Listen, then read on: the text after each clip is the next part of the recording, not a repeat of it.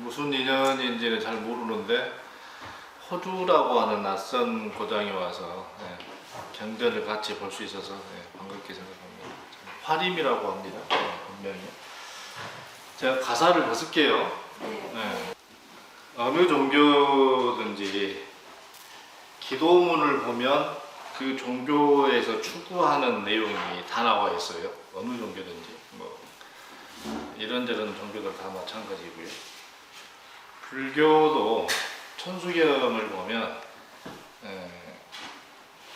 처음부터 끝까지 천수경 안에 다 들어 있습니다. 불교 내용이. 그래서 뭘 공부할까요? 라고 하는 질문들을 많이 하시는데 천수경 기도만 잘하면 돼요. 요 드린 책을 한번 잠깐만 봐보시면 이게 이제 무비 스님이라고 하는 스님이 천수경 강의를 좀 소개를 해주는 차원에서 쓰신 것 같은데 그래도 그냥 가볍게 이걸 한번 읽어보시고요. 이 책을 보면 천수경의 이치라든가 사상이라든가 그리고 천수경의 내용을 쭉 얘기하고 있거든요. 우리 불교를 얘기할 때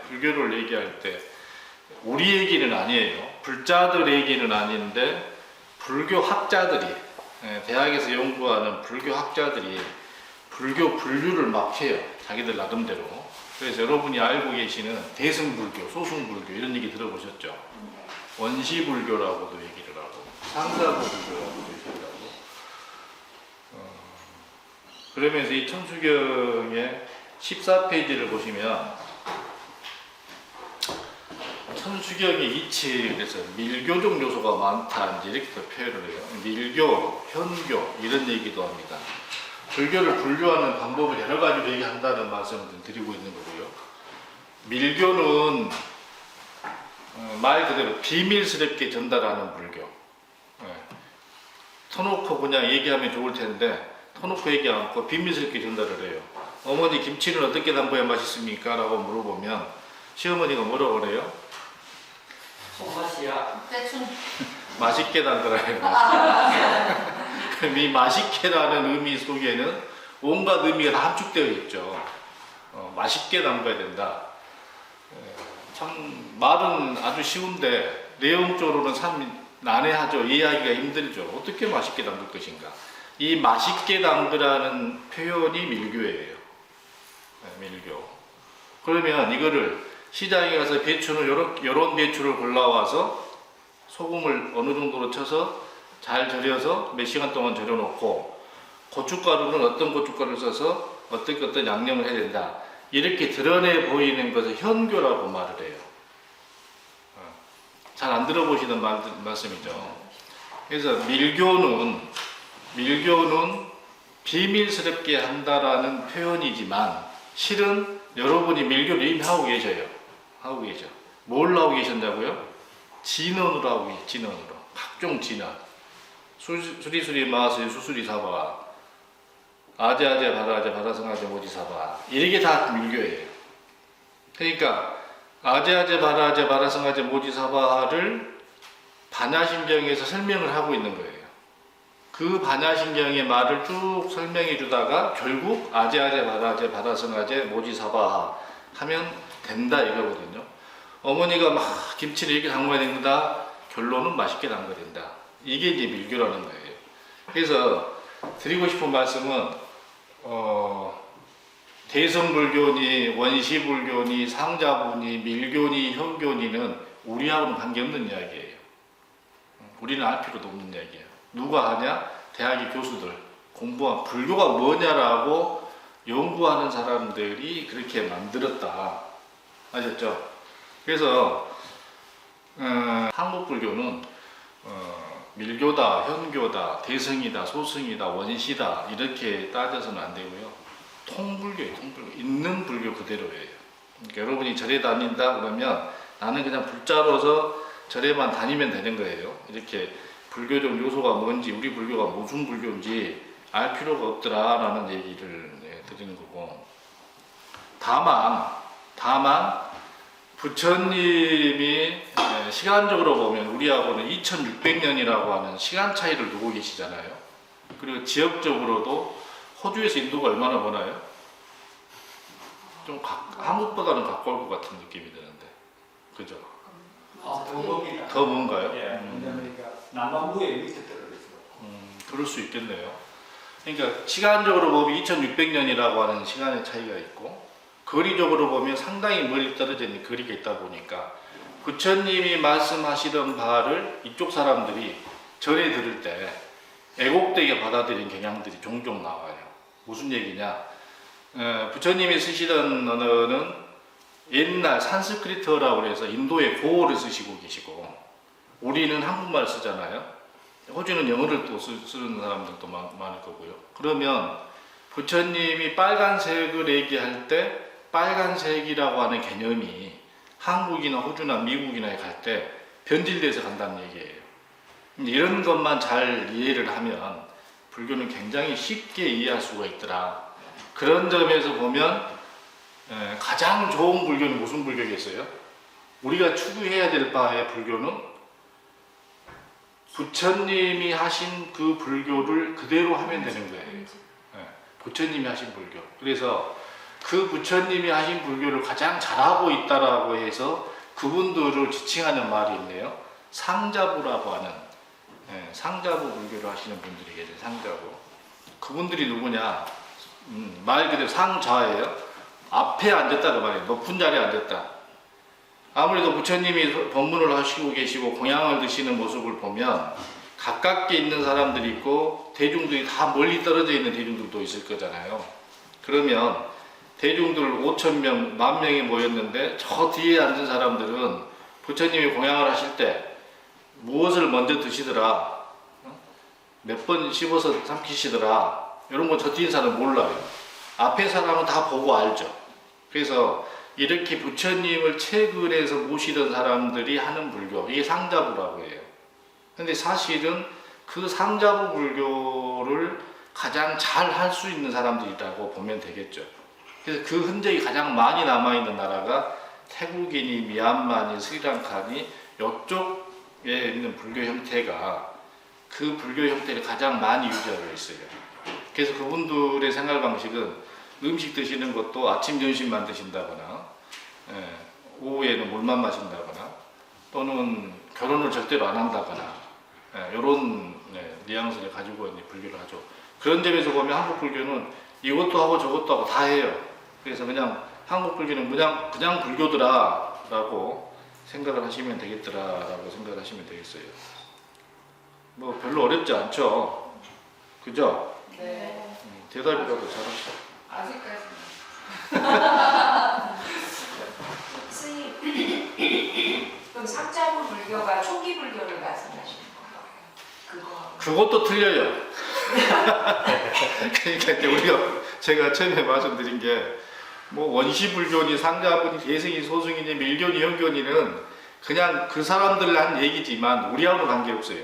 초기 불교가 뭘 두고 초기 불교라고 할 거냐. 소금이 만들어질 때 우리는 소금을 먹어야 살잖아요. 처음 소금이야 지금 소금이야 다르나요? 소금은 똑같아요. 그러니까 불교가 부처님 계실 때 불교나 지금 불교가 똑같아야 돼요. 근데 우리는 그걸 분리해서 생각을 해요. 분리하면 안 돼요. 그래서 절에 다니시는 분들, 부처님을 믿는 분들은 분류를 하면 안 된다, 이 말씀을 드리는 거예요. 절대 분류하지 마세요. 그 분류하는 거는 학자들이 논문 쓰기 위해서 학위 따기 위해서 하는 것이지, 우리가 신앙하는 불교는 그런 거하고 전혀 관계없어요.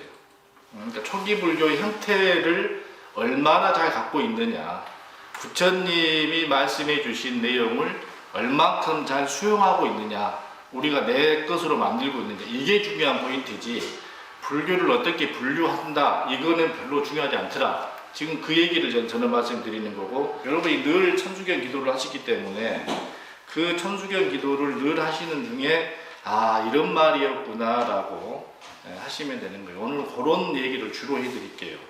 그런 얘기를.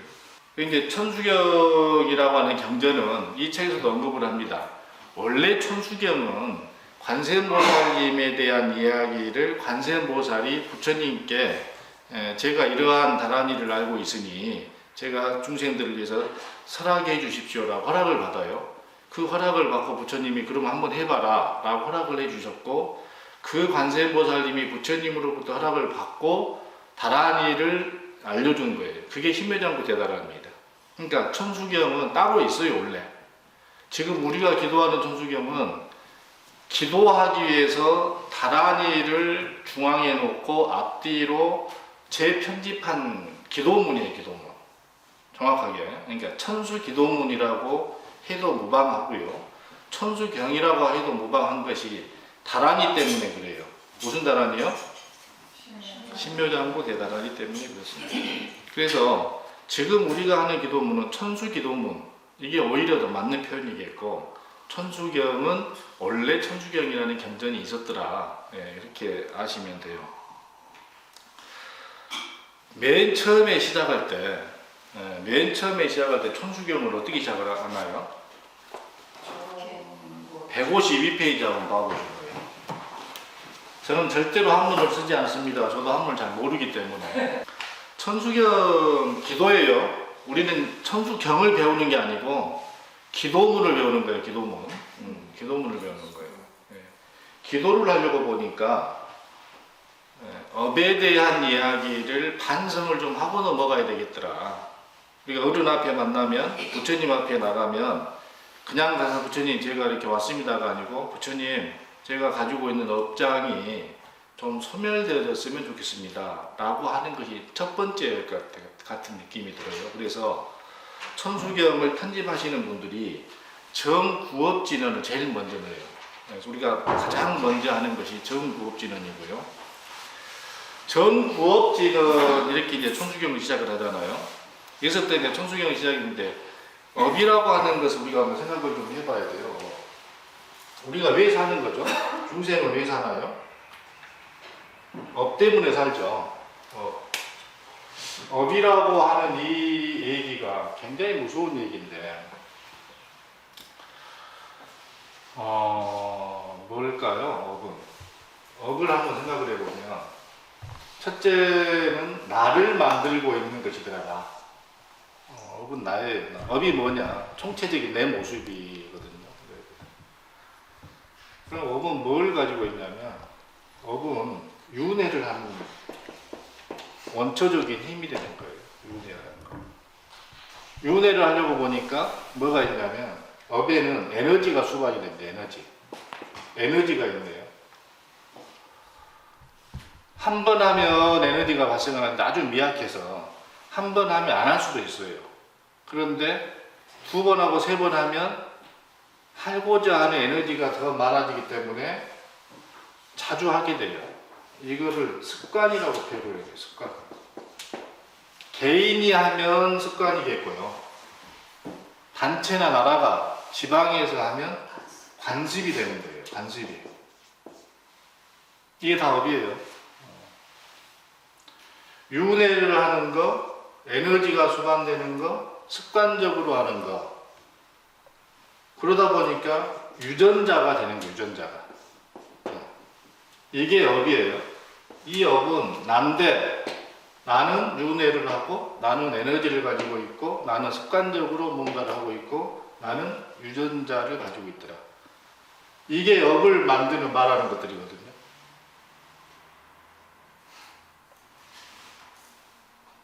습관적으로 하는 습관적으로. 유전자. 처음 한 번 하는 것은 괜찮은데, 두 번, 세 번 하면 에너지가 소모이 돼요. 그래서 업력이라고 표현을 해요. 업력. 그래서 업이라고 표현을 하면 뭔가 좀 있는 상황 그대로인데, 반드시 업에는 에너지가, 힘이 수반되게 돼 있어요. 그래서 자동차 운전해 보면 100km로 주행하던 차를 갑자기 스톱을 시키면 차 안에 있는 물건이 앞으로 쏠리잖아요. 에너지를 갑자기 끊어주니까 안에 있던 그 이동하고 있는 힘이 앞으로 쏠리는 거예요. 브레이크 힘이 세지면 차가 멈추는 거고, 브레이크 힘을 적게 주면 차가 가서 뭔가 추돌을 하게 되겠죠. 에너지가 있더라. 윤회를 하더라. 뒤에서 또 말씀을 드리겠지만, 업이라고 하는 것이 윤회를 하는 것이지 내가 윤회를 하는 것은 아닙니다. 저희가 뭐 무아라는 말 많이 듣잖아요. 나는 없다. 나는 없다. 무아인데 윤회한다고 그러잖아요. 이 업이 윤회를 하는 거예요. 내가 윤회하는 게 아니고 업이 윤회하는 거예요. 개념을 습관적으로 우리는 항상 나라는 것을 먼저 염두에 두기 때문에 개념이 어려워질 수 있는데 어려울 거 하나도 없어요. 나는 없는 거예요. 없는 것을 저 뒤에 가서 다시 또 말씀 좀 드릴게요. 이 업을, 내가 가지고 있는 업을 정리 좀 하겠습니다. 죄송하게 생각합니다. 스스로에게 내가 가지고 있는 업이 좀 잘 됐으면 좋겠다. 그런데 업은 세 가지로 구성이 되어 있다고 해요. 신구의 삼업이라고 그러죠. 지금 지금 윤회라고 말씀하시는데 거기를 그냥 그러면 이게 윤회는 습관이 반복된다고 표현하게 맞는 얘기는 그렇죠. 그때 네. 알겠습니다. 네, 습관이 반복되죠. 업은 이런 것들의 인자를 가지고 있는데 세 가지로 업을 만들어내고 있더라. 내가 몸으로 짓는 것이 있고 입으로 짓는 것이 있고 생각으로 짓는 것이 있다. 제가 신업을 정리하겠습니다. 제가 구업을 정리하겠습니다. 제가 의업을 정리하겠습니다. 라고 해야 될 텐데 기도문이니까 그냥 가장 대표적인 구업만 얘기하는 거예요. 시간이 많으면 세 가지를 다 얘기하겠죠. 결국 구업이 중요하게 돼도 되는데 이 구업이라고 하는 것은 업을 짓기 위한 가장 쉬운 것도 구업이고요. 선업을 짓기 위해 가장 쉬운 것도 구업이에요. 그래서 구업을 가장 먼저 정리하는 거예요. 제일 쉬워요. 언어라고 하는 것이 얼만큼 중요하냐면 무엇인가를 정의할 때 생각만 100번 한 거하고 말 한마디 한 거하고 틀려요. 서정주 시인이 그렇게 하죠. 봄부터 속독새가 그렇게 오렀나 보다. 무엇을 하기 위해서? 꽃이라고 하는 것을 피우기 위해서. 내가 너의 이름을 불러주었더니 그는 비로소 내게 와서 꽃이 되더라. 내가 꽃이 많이 있는데 꽃이라고 불러주지 아니하면 그건 꽃이 아니에요. 꽃이라고 불러주었을 때 비로소 꽃이 되는 거거든요. 그러니까 서정수 같은 분도 굉장히 불교적인 이해가 깊었던 분 같아요. 기뻤겠죠. 어쨌든 구업을 통해서 짓는 것이 가장 쉽기도 하고 많기도 하고 그리고 굉장히 뼈 때리는 소리들을 많이 하잖아요. 그래서 구업이 가장 대표적인 업을 정리 좀 했으면 좋겠더라 라고 해서 구업을 먼저 얘기하는 거예요. 뭐 별로 어려운 건 아니죠. 이 정도로 느낌으로 말씀드리면 되겠나요? 정자 철학적으로 얘기하면 저는 반대로 갑니다. 불교는 철학이 아니기 때문에 신앙을 하는 곳이지 철학 공부하는 데 아니에요. 그래서 한문도 안 써요. 왜 안 쓰냐? 한문 때문에 불교가 망해가고 있거든요. 우리나라에서. 선생님 질문 있어요. 그 업이 윤회가 계속 된다고 하는데 그럼 그 무엇이 윤회가 되는 것이요? 실체가 업이 윤회를 해야 되나요? 업이 윤회를 합니다. 업이 윤회라면 그게 굉장히 좀 어려워요. 그게 우리가 말하는 어떤 영혼이라는 것도 아니고 업이 윤회예요. 어떤 눈에 보이지 않는 뭔가의 그런 말 그대로 업만 윤회를 해요. 윤회가 영혼이 있는 것도 아니고 내가 있는 것도 아니고 나중에 또 설명을 해드릴게요. 이 정도만 넘어가시면 또 설명을 해드릴게요. 기도를 하기 위해서 딱 앉은 사람이 가장 먼저 부처님께 제 업장이 깨끗해졌으면 좋겠습니다. 그러면서 신구의 삼업을 다 얘기해야 되는데 신구의 삼업 다 얘기할 수가 없으니 그냥 구업만 얘기하는 거다. 속에는 신구의가 다 들어있다. 이 정도로 하시면 되고요. 그러면 구업을 정리하는데 무엇으로 정리할 거냐? 그러고 봤더니 수리수리 마수리 수수리 사바. 이게 참 기가 막힌 말이에요. 기가 막힌 말. 수리수리. 진언은 어떤 것이냐면 진언을 먼저 말씀드리고 제가 설명해 드릴게요. 진언이라고 하는 것은 부처님 말씀이에요. 부처님 말씀이라고 하기보다는 부처님 음성이에요. 뭐냐? 부처님이 한국 사람이었으면 진언도 한국말로 돼 있을 거예요. 부처님이 영어를 쓰셨던 분 같으면 진언도 영어로 돼 있을 거예요. 그러나 부처님이 산스크리트어를 쓰셨던 분이기 때문에 진언이 산스크리트어로 만들어졌어요. 그러면 뜻이 있나요, 없나요? 있어요. 뜻이 다 있겠죠. 예. 그러나 뜻을 번역하지 않습니다. 습관적으로. 왜? 부처님 음성이기 때문에. 부처님 음성을 음색대로 우리가 따라서 하자. 이게 불자들의 합의예요. 부처님 음성을 뜻이 있다라고 해서 수리수리 마수리 극상존이시여 극상존이시여 대기상존이시여 그렇게 되어지게 하소서 이렇게 번역을 해버리면 부처님의 음성과 부처님 음색이 변질될 염려가 있으니 당신이 쓰셨던 말을 그대로 쓰자라고 하는 게 진언이에요. 다란이라고도 얘기를 하죠. 다란이. 네. 그래서 우리는 습관적으로 진언은 번역을 하지 않더라. 번역을 하지 않습니다. 대신에 뜻이 있냐 없냐 있습니다. 네. 뜻은 요 책에 보면 다 나와 있어요. 기상존이시여 기상존이시여 크고 거룩한 기상존이시여 저도 그와 같이 되어지이다 사바. 네. 즉 말해서 구업으로 나쁜 말로 지었던 업을 가장 잘 해결하는 방법은 부처님을 찬탄하는 일이 가장 좋은 방법이더라 이거예요. 내가 평생에 나쁜 말만 써왔는데 처음 부처님을 만나서 부처님을 찬탄하니 내 업장이 다 소멸되는 거예요. 이게 사바하라고 하는 말 속에는 그렇게 되어지이다라고 하는 뜻이라고 하거든요. 그러니까 진언을 받아들일 때는 부처님 음색을 그대로 우리가 흉내내더라. 이 정도만 알고 계셨으면 좋겠더라. 그리고 수리수리 마하수리 수수리 사바는 부처님을 찬탄하는 내용이더라. 부처님이시여 부처님이시여 길상존이시여 기상존이시여 이런 말이라고 하거든요. 그렇게 생각을 하면 부처님과 한결 더 가깝게 느껴질 수 있는 부분이 되겠다라고 말씀을 드립니다. 이해가 되시죠? 업에 대한 이야기는 또 자주 반복되는 이야기니까 또 다른 또 측면에서도 말씀을 드릴게요. 그 다음에 내가 지금 부처님께 앉아서 기도를 하는데 내가 가지고 있는 업장을 다 소멸시켜주고 깨끗하게 정리를 하겠습니다라는 의미로 정법진을 했고 그 다음에는 무엇을 얘기를 하냐면 오방내외 아니 되신 진언이라는 표현을 해요. 오방내외 아니 되신 진언.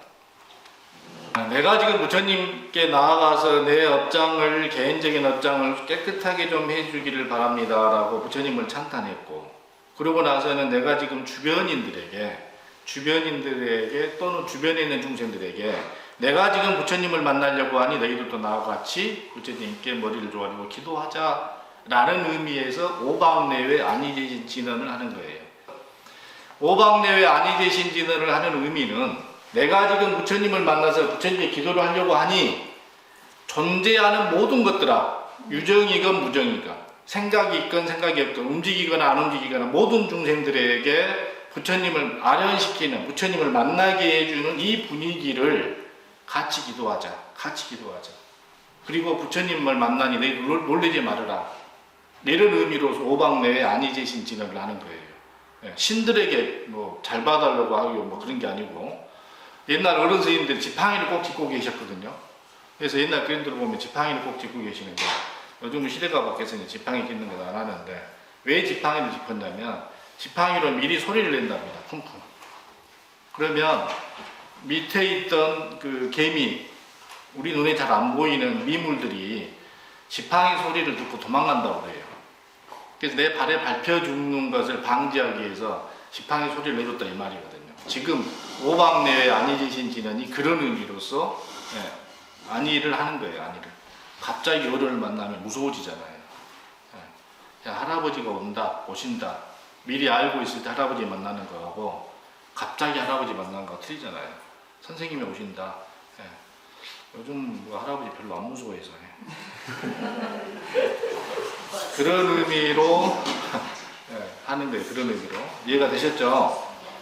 역시 마찬가지로 나무 사만다 못다남 남 이렇게 진언을 합니다. 나무.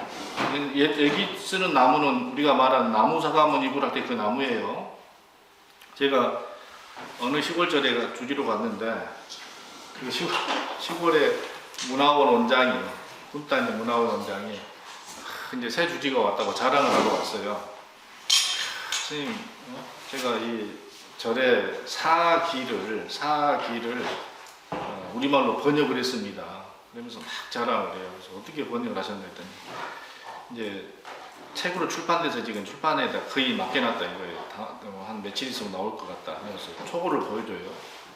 보니까 그 절 밑에 입구에 가면 나무 관세음보살이라는 말이 표지가 있다.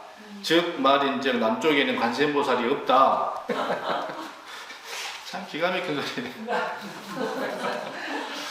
참 그래서 어떻게 해야 되나. 이 나무는 음역이에요. 의역이 아니고 소리만 나는 거를 그냥 번역을 한 거예요. 근데 중국인들이 나무라는 소리를 번역을 할 때 나무로 들렸는가 봐. 그래서 한문으로 표기할 때를 남쪽 남에 읍을 무자 써서 남무라고 표현을 했어요. 그거를 우리 사람들이 신라 때 사람들, 고구려 때 사람들이 갖고 들어오니 그대로 그냥 남무 아미타불이 되는 거예요. 그러니까 그거를 지금 불교를 전혀 모르는 사람이 번역을 하니 남쪽에는 아미타불이 없다. 그 표지를 보고 들어가면 그 절이 나온다. 이렇게 번역을 하는 거예요. 엄청난 오류를 본 거거든요. 그러니까 우리는 한문을 안 쓰면 안 써야 됩니다. 아셨죠? 네. 동의합니다. 한번 저희들도 몰라서. 큰일 나는 거예요. 어쨌든 나를 깨끗하게 했고 부처님을 만났고 부처님을 만나서 모든 주변의 인격들이죠. 개체들이죠. 하나하나. 모든 존재하는 가치들에게 부처님을 소개해드리니 너희들도 나라와 같이 부처님 전에 가서 기도하자라고 하는 것이 오방내의 아니 되신 진언이더라. 이렇게 얘기를 하시면 될 것 같아요. 그죠? 네. 여기까지는 굉장히 쉬워요. 그러니까 이제 분위기 잡는 게 분위기. 쉽게 말해서 기도를 들어가는데 분위기를 잘 잡고 들어가야 돼요. 분위기 잘 잡고 들어가는 건 여러 가지로 얘기죠. 그죠? 나무 사만나 못다나 옴도로도로 지미 사바하 이렇게 하더라 이거예요. 그 다음에 이제 부처님 법을 부처님 가르침을 받아들이니 개경계라고 하는 개송을 읊어요. 개경계. 10개자의 경을 열어 보는 그런 개송을 하는데 무상심심미묘법 무상심심미묘법 더없이 깊고 넓은 미묘한 가르침이여 백천만급 난조 백천만급 동안 만나기 어렵더라. 아금문견 독수지 내가 지금 보고 듣고 지니니 원해열의 진실에 원하옵건대 부처님의 진실한 뜻을 알게 해주십시오. 이렇게 이제 무상심심미묘법을 얘기를 해요. 한문을 제가 절대로 안 쓰고 못 쓰기도 합니다만 또 무상이라는 말을 한번 얘기를 좀 해봐야 되고 무상이라는 말을 얘기를 해봐야 돼요. 무상이라고 하면 절에서 여러분들이 절에 다니시면서 귀에 딱지가 앉을 정도로 많이 듣는 단어 중에 하나예요. 그렇죠? 어비니, 무상이니, 무아니, 공이니 하는 그 말들 중에 이 무상이라고 하는 말을 가장 많이 듣습니다. 헷갈리니까 제가 이제 설명하는 거예요. 지금 책에서 말하는 것은 이 한문이 뭔가요? 너무나 쉬운 일상자. 그리고 또 무상 중에는 우리가 이건 무슨 상자? 항시할 상자. 항상할 상자. 또 상자 중에 하나는 모양상, 생각상 하는 상자. 이 세 가지 때문에 무지하게 헷갈려요. 이 말씀만 좀 드릴게요. 이 무상은 높은 것이 없는 거예요. 더 높은 것이 없는 거예요. 그러니까 부처님의 가르침은 더 높은 것이 없어요. 우리나라에 가면 무등산이라는 산이 있어요. 무등산. 무등하고 같은 말이에요. 비교함이 등등함이 없는 거예요. 무등산. 무등산이 부처님하고 굉장히 인연이 깊은 산인데 무상 최고의 가르침이라는 거예요. 무상도. 그래서 부처님을 무상존 그러잖아요. 더 높음이 없는 분이에요. 부처님이 가장 위대하신 분이에요. 그때 쓰는 이 무상이에요. 무상심신미묘법이에요. 더 높음이 없는 부처님 마드체. 요 삼자를 왜 썼냐? 절에 가니까 인생은 무상하더라. 인생은 무상하더라. 인생은 무상하더라에 쓴 상자는 무슨 상자예요? 요건가요? 요건가요? 중간 것 같아요. 인생은 무상하더라. 제 감사. 감사. 두개 다. 두 개 단가요? 네. 오늘 정리해 드릴게요. 인생은 무상하더라. 이리 갈까 저리 갈까 차라리 돌아서 갈까? 인생은 무상하더라. 시적인 무상은 이 무상이에요. 허물을 얘기해요. 허물. 허물을 말할 때는 이 상자를 얘기를 합니다. 모양상 모양. 허무한 거, 허무한 거. 그러면 부처님이 무상하다라고 세상은 무상한 것입니다라고 부처님이 말씀하신 무상은 이 무상이에요. 항상함이 없는 거예요. 늘 변하는 거예요. 늘 변하는 거예요. 그래서 우리나라는 기업에서 몇십 년 전에 변해야 산다. 우리가 변하자. 이렇게 얘기를 해요. 변해야 사는 거예요. 변하지 아니하고는 절대로 없어요. 변하지 않는 것은 절대로 없어요. 제가 아는 변하지 않는 것은 딱 한 가지밖에 없어요. 뭘까요? 부처님 뭐 부처님 가르침만 변함이 없습니다. 늘 변한다라고 하는 이 가르침만 변함이 없는 거예요. 그것 빼고는 다 변해요. 그것 빼고는. 사람을 젊었을 때 우리 장원이 나이 때 열정적인 사람을 해요. 영원히 변치 말자. 너는 내 것이다. 영원히 너만 보고 살게. 이렇게 굉장히 열정적인 사랑을 하는데 이 열정적인 사랑이 나이가 변해가면서 어떻게 가나요? 사랑도 변해가죠. 그래서 이동원이라는 가수가 그대 떠나가는 곳에 내 먼저 떠나가서 그대 등 뒤에까지는 노을이 되리라 노래를 부르는 거예요. 변한다는 것을 아는 거죠. 변하는 것을 알아요. 이게 진리예요. 이게 진리. 부처님의 진리가 뭐냐? 절에 다니면서 부처님의 진리가 뭐냐? 늘 변한다. 천하 없어도 변한다. 그러니까 저는 환경론자들에게 이런 얘기를 합니다. 환경론자들에게 납이 절대로 안 좋으니까 납 쓰지 말자. 물론 근데 부처님 말씀에 하면 납도 변해요. 납 거의 안 쓰잖아요. 카드뮴 거의 안 쓰죠. 항상 변하고. 그러나 빨리 변하는 것이 있고 늦게 변하는 것이 있죠. 그러니까 플라스틱이 최소 썩어가 한 500년, 600년 걸리기 때문에 쓰지 말자. 그러나 플라스틱도 썩기는 썩어요. 시간이 오래 걸려서 그렇죠. 그래서 우리 때 후배들한테 좀 좋은 환경을 주자라고 해서 그 마음은 이해합니다만 그래도 변하는 거죠. 안 변하는 거 없어요. 다 변해요. 뭐든지 변합니다. 이 뭐든지 변하는 것이라고 하는 사실만 변하지 않을 뿐이지 다 변하고 있더라. 요 허무주의의 무상은 우리가 정말 경계를 해야 돼요. 정말 경계를 해야 돼요. 무상보시 할 때는 이 무상보시를 써요. 보시를 하는데 전혀 남김없이 아낌없이 여운 없이 주는 것이 이 무상보시예요. 상 없이. 내가 너 줬다? 너 먹었다? 나 때문에 배부르지? 고맙지? 이렇게 생각하지 않는 것이 무상보시더라. 그래서 여러분이 이것만 오늘 아셔도 이 어려운 시간에 오셔서 충분히 이해할 수 있는 내용이 이거예요. 오늘 이것만 아셔. 항상 변하더라. 무엇이든지 변하더라.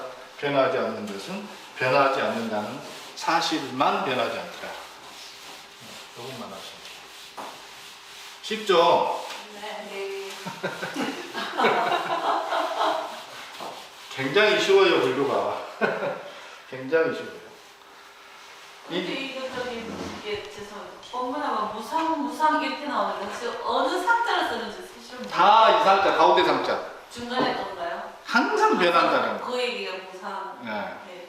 그러니까 시적인 무상은 모양 상자를 쓰고 인생은 더덥다 할 때는 무상 상자를 쓰고 예. 문학적인 표현, 시적인 표현은 이 상자를 쓰는 거예요. 상자가 모양 상자를 쓰는 거고, 나머지 상자는 높은 상자 아니면 항상 변한다라는 거예요. 그러니까 무상, 심심, 미묘법이에요. 그러니까 이 중에 심심, 미묘법은 다 하시는 거예요. 무상은 높은 가르침이고, 심심은 깊고 깊은 가르침, 섬세한 가르침이고, 미묘는 아주 알갱이가 작아서 말 그대로 미묘한 거고, 그러한 가르침, 법이라고 하는 가르침이에요.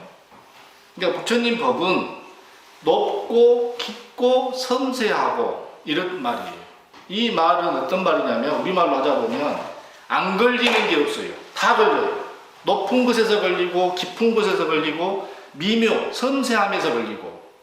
즉 부처님 말씀은 누구를 만나도, 어떤 중생을 만나도 다 해당이 되는 말씀이다 이 말이에요. 지금 미국 사람을 만나든 소련 사람을 만나든 다 해당이 되는 말이다. 우주 달나라를 가든 뭐 안드로메다를 가든 부처님 말씀은 다 통용이 되더라 이 소리예요. 백천만급 난주, 백천만급 난주, 백천만급 동안 만나기 어렵더라. 또 겁나게 많은 이야기를 표현해.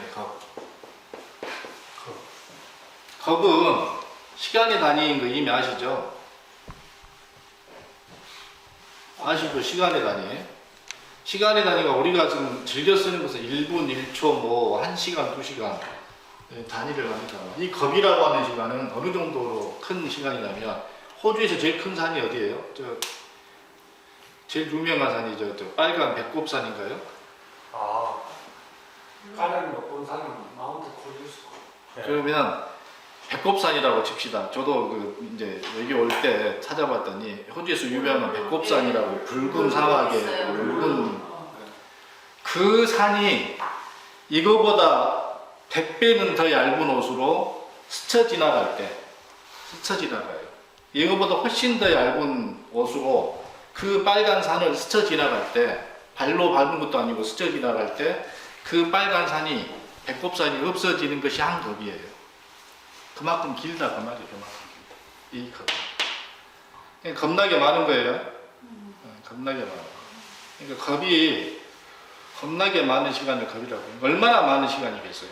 이 천으로, 부드러운 천으로 두꺼운 바위를 이렇게 스쳐 지나갔는데 이게 다 없어질 정도니까. 겁나게 많은 시간. 이 겁나게 많은 시간이 백천만급이에요. 표현할 수 있는 숫자의 단위를 다 동원해서 백천만급이라는 시간을 지금 표현하고 있는 거고, 그 백천만급 동안 만나기 어려운 시간에 내가 부처님을 만났으니, 난조우했으니 어렵게 만나기 힘드니 그 말이겠죠. 아금문견득수지. 내가 지금 보고 듣고 지니니 말이에요.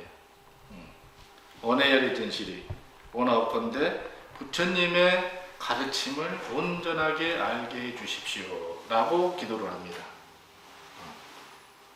제가 이제 진실의 할 때 의자는 강의 끝날 무렵에 여러분께 질문을 드릴게요. 지금 내용만 보시고요. 그래서 부처님께 내가 지금 내 몸을 깨끗이 했고 주변인들아, 주변에 존재하는 모든 것들아 나와 같이 부처님께 기도하자. 그리고 부처님 정전을 읽으려고 하는데 경을 펼치는 개송을 읽더라. 그리고 오 마라나 마라다라고 진언을 합니다. 즉 말해서 아까 말씀드린 것처럼 무상심심미묘가 백천만간 난조 아금문견득수지 원해열의 진실의는 현교예요. 현교. 드러내서 말하는 거고, 오 마라나 마라다는 밀교예요. 한마디로 짧게 오 마라나 마라다만 하면 돼요. 부처님 오 마라나 마라다 그냥 부처님 말아들어요. 그래서 현교와 밀교가 교차하면서 계속해서 천수경, 기도문을 구성하고 있습니다. 이제 그 다음에 천수천왕 관자재보사 광대엄마 무예대비심 대다란이 개청이라고 하는 부분이 나오죠. 그죠? 이거를 여러분들이 늘 하고 계시는 이 천수경을 사실은 같이 놓고 좀 보면서 이해를 하시는 게 훨씬 좋을 것 같은데. 네, 가급적이면 옆에 놓고 읽으시면 훨씬 더 편할 것 같아요. 자, 천수경. 이제 천수경의 제목이 나오네요, 진짜. 천수경은 천수천안 다라니. 천수경은요. 천수천안 다라니. 관자재보살의 다라니. 광대원만한 다라니. 무예대비심한 다라니예요. 이거를 한마디로 못해요. 관세음보살님의 자비심을 딱 한 가지로 표현하면 좋을 텐데 너무 크고 고룩해서 한 가지로 표현을 못하다 보니까 이렇게 말이 많아졌어요. 어떻게 많아졌냐? 천수천안의 다라니요, 관자재보살의 다라니요, 광대원만한 다라니요, 무예대비심한 다라니입니다. 천수천안이라고 하는 이 말은 관세음보살님이 1000개의 손과 1000개의 눈을 가지셨다고 그러잖아요. 왜 그럴까요? 관세음보살님은 1000개의 손과 1000개의 눈이 있어요. 중생의 수만큼 많은 손이 필요해요. 중생의 바램만큼 많은 눈이 필요해요. 그 표현을 천수천안이라고 표현을 하는 거예요. 그러니까 어느 절에 가면 천수천안 관세음보살님의 그 모양이 있어요. 손이 1000개고 손바닥 하나에 눈을 그려놓은 천수천안. 실제로 있어요. 어떤 사람은 상징적이다 이렇게 얘기를 하는데 저는 실제로 있다고 봐요. 왜 실제로 있다고요?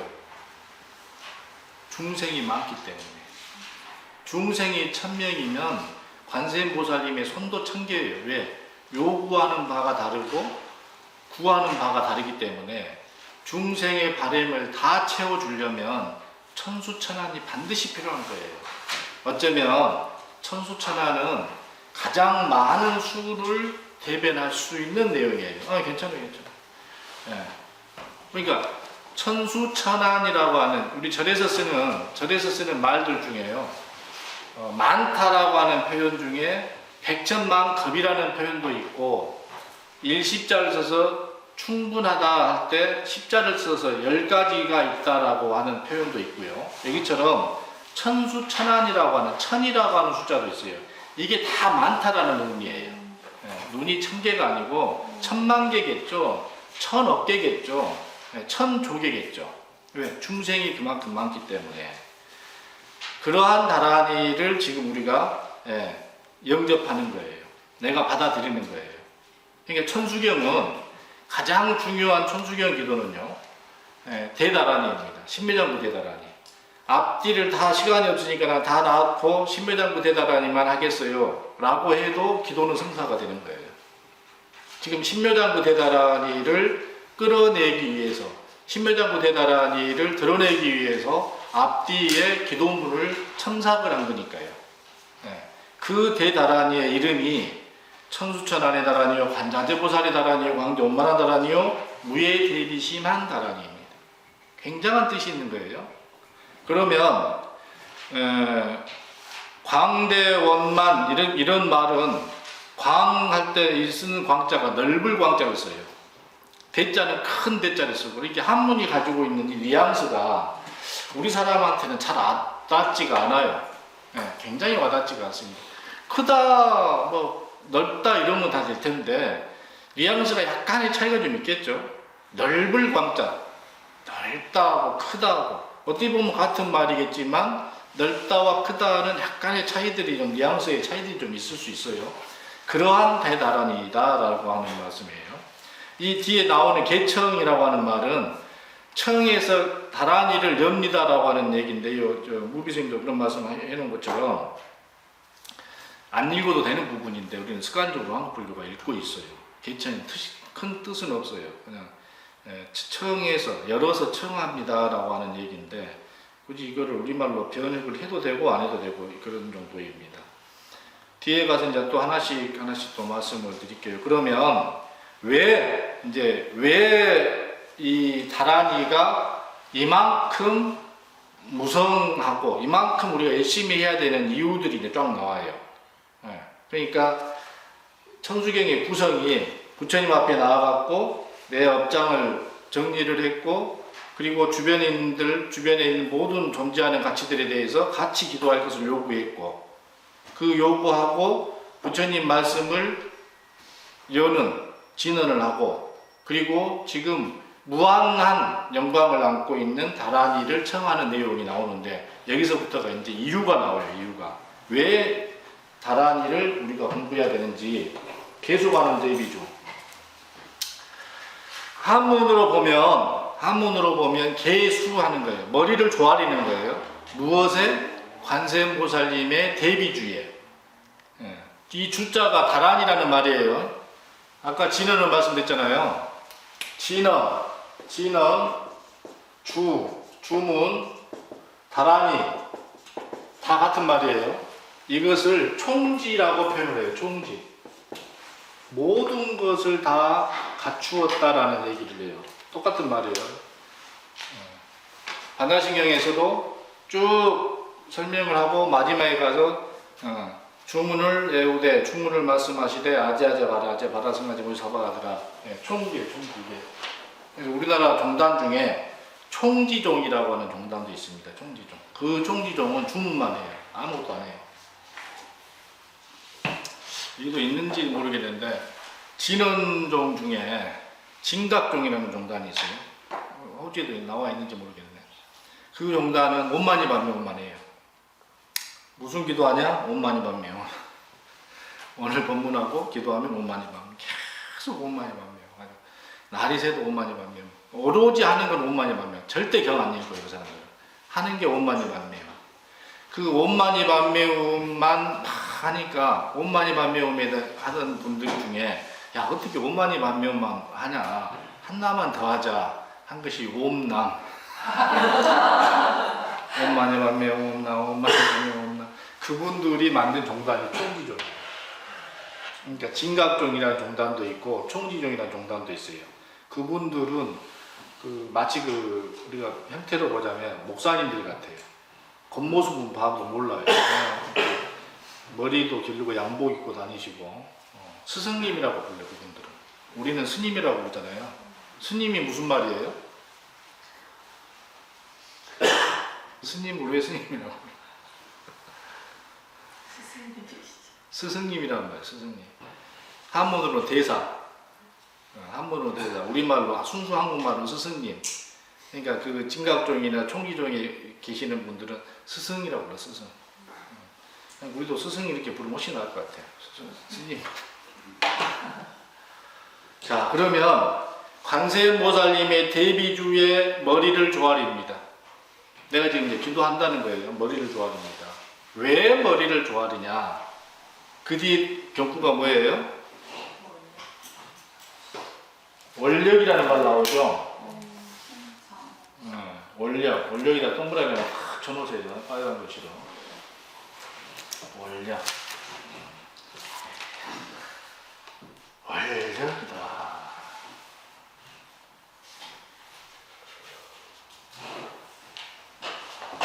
여러분들 책에는 여러분들이 기도하시는 데 보니까 크신 원력, 좋은 상호, 천손으로 보호하고 첫눈으로 살피시며 진실어로 다란히 펴 이렇게 번역을 하셔서 기도하시잖아요.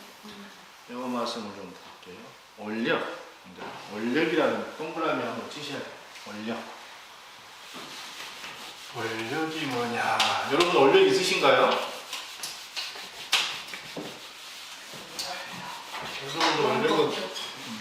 여러분의 원력은 무엇인가요? 원력. 살아있는 것은 다 행복하다. 아이고, 그렇게 크신 원력이 있어? 우리가 부처님과 중생이 둘이 아니다라고 말씀을 하잖아요. 부처님과 중생의 차이점을 중간중간에 말씀을 드릴게요. 부처님과 중생의 차이는 뭐냐면 원력이 있고 없고의 차이예요. 그러니까 차이 중에 한 가지만 말씀을 드리자면 이렇다고 말이에요. 원력 중생은 굳이 중생이라는 표현을 쓰기에는 죄송한 표현이지만 원력을 가졌으면이라고 중생이라고 글씨로는 쓰기로는 중생이라고 쓰지만 읽기로는 원력을 갖추신 분 이렇게 읽읍시다. 쓰기는 중생이라고 쓰지만 원력을 갖추셨으면 부처님이에요. 어쩌면 원력을 완성하신 분이라는 표현이 부처님이겠죠. 원력을 성취하신 분. 중생은 뭐겠어요? 그러면 중생은 우리 같은 중생은 뭐겠어요? 부처님이 원력을 성취하신 분이라면 우리는 업력으로 사는 중생. 업력으로. 이 원력과 업력의 차이는 부처와 중생의 차이예요. 극단적인 정반대되는 개념의 차이예요. 부처님은 원력을 성취하신 분이고 우리는 업력대로 사는 사람입니다. 업이 얼마나 지중했냐면 아까 제가 윤회한다라고 말씀을 드렸고 유전자라고 말씀을 드렸고요. 습관적이다라는 말씀을 드렸어요. 습관이 얼마나 무서운 거냐면 처녀 때 담배 피우던 분이 시어머니하고 예림에 상추싸움을 해요. 네? 상추싸움을 해요. 풋고추를 시어머니 앞에서 이렇게 털어요. 시를. 이게 업이에요. 담배 피워 막 하면 그게 웃는 거. 이게 업이에요. 굉장한 거예요. 요즘 고추는 이게 씨 털어낼 만큼 씨가 많이 없어, 그죠? 옛날 고추는 씨가 엄청 많았는데 이게 업이에요. 이게 습관이에요. 습관. 굉장한 거예요, 굉장한 거. 그러니까 나도 모르게 그랬어요. 애들한테 나도 몰래 그랬어요. 그러니까 나도 모르게 하는 거예요, 그냥. 시어머니 앞에서 이렇게 트는 거예요. 이게 참 기가 막힌 노릇이잖아요. 부처님은 이 원력으로서 중생을 구제하겠다라고 원을 세우시고 완성하신 분이에요. 이게 부처님이에요. 우리는 업력은커녕 업으로 살아가는 중생이에요. 엄청난 차이예요. 내가 아무리 해보려고 안 돼. 나 오늘부터 저녁밥 안 먹을 거야. 나도 수없이 시도해봤어요. 살찌니까. 내가 언제 포기했냐면 제 조카 녀석이 올해 29인가 된 애가 하나 있는데 내 바로 위에 형 막내딸인데 그 녀석 5살 때 처음 내가 이제 형집을 가는 거예요. 출가한 이후로 처음. 그러니까 횟수로 보자면 한 20, 한 5, 6년 전 일이겠죠. 처음에는 아파트 어디 찾아오라고 그래서 찾아가서 아파트 띵동하고 누르니까 안에서 누구세요 하면서 애기 목소리가 들리면서 확인도 않고 누구세요와 동시에 문이 열려. 애들이 그렇잖아요. 뭐, 누구세요 하면서 얘가 어떻게 하냐. 누구세요? 아빠가 똑같은데. 내가 그때 내 어디 지중한 줄 알고 살 뺄 것을 포기했어요. 내가 아마 그 당시에 지금 절에 간 지가 40년이거든요, 제가. 그러니까 한 15년 이상 이 형하고 나하고 사는 방식도 다르고 내용도 다르고 먹는 것도 다르고 생활 방식이 완전히 다르잖아요. 그런데 처음 조카 녀석이 봤을 때 누구냐고 물어보면서 깜짝 놀라면서 아빠랑 똑같은데 누구냐고. 그때 내가 이 업을 아는 거예요. 아, 내가 먹는 거 이생에서 약간 달리 먹고 생활 패턴이 약간 다르더라도 내가 가진 이 업을 쉽게 해결을 못하겠구나. 형하고 나 똑같이 생겼어요. 지난 봄에 어머님이 돌아가셨는데 어머님이 돌아가셔가지고 이제 장례를 치르는데 그 집 큰딸, 그러니까 지금 나보고 누구냐고 물어봤던 그 언니가 남자친구, 결혼할 남자친구가 왔는데 내가 이제 이렇게 상주로 이 이제 모습으로 있는데 들어오면서 아이고 아버님 자주 찾아뵙지 못해서 나한테 그래. 그래서 이제 나는 내가 아니까 그래 괜찮다 하면서 그 정도예요. 그러니까 남들이 몰라요. 근데 우리 형이 절에 내에 있는 절에 가끔 한 번씩 오는데 우리 어떤 신도님들이 스님 언제 옷을 금방 갈아입으셨네요. 금방 스님 양복 입고 계시던데. 업이에요. 그래서 내가 살 빼는 걸 포기했습니다. 이 업이라고 하는 것이 이게 단숨이 안 돼요. 굉장히 어려운 거예요. 굉장히 어려운 거. 그러니 뭐 살찐다 어쩐다에 대해서 더 이상 고민 않게 된 계기가 우리 조카 만나서부터예요. 어쨌든 똑같습니다. 근데 이제 그래서 부처님은 원력을 성취해서 부처가 됐고 우리는 이 염력 때문에 살아가는 건데 굉장히 이게 어렵잖아요. 어렵잖아요. 그러나 포기하지 마세요. 왜 포기하지 마시냐면 관세음보살님이 계시기 때문에 포기하지 않으셔도 돼요. 내 노력에 의해서 업을 정리를 못해도 관세음보살님이 계시기 때문에 내 업은 정리가 됩니다. 저 뒤에 나와요. 얘가 됐죠?